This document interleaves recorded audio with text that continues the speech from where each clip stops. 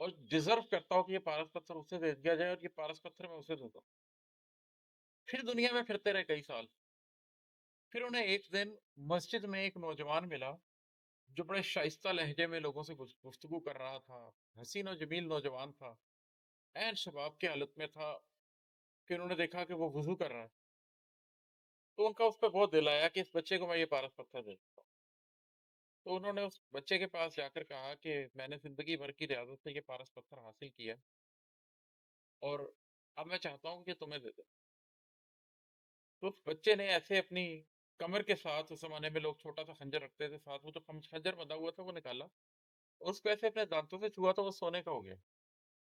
اس نے کہا بزرگ، آپ نے ساری زندگی اس پتھر کے لیے لگا دی. کاش آپ یہ ساری زندگی اس پتھر کے لیے لگانے کی بجائے اللہ کی راہ میں لگاتے. تو کسی چیز کو سونا کر دینا تو اتنا ہی آسان ہے جیسے میں نے کر دی.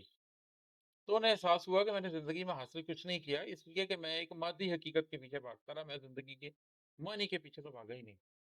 تو پارس پتھر کھاتے دنیا ملکوں ملکوں پھرتی ہے. پارس پتھر ہونے والے صرف ریاضت کرتے ہیں. آپ خود پارس پتھر ہو جاتے ہیں، جو آپ سے چھوتا ہے وہ سونا ہو جاتا ہے. تو کوشش اس بات کی ہونی چاہیے کہ جو آپ کو چھوئے وہ سونا ہو جائے، بجائے اس کے کہ آپ پارس پتھر موو کر رہے ہیں.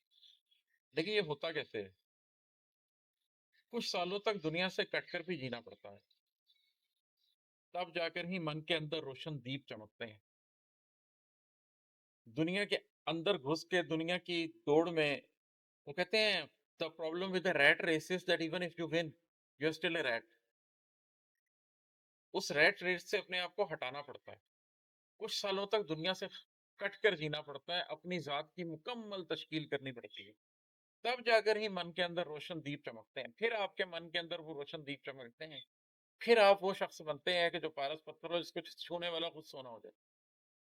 یہ ایک پروسیس ہے، اس میں سے گزرنا ہی پڑتا ہے.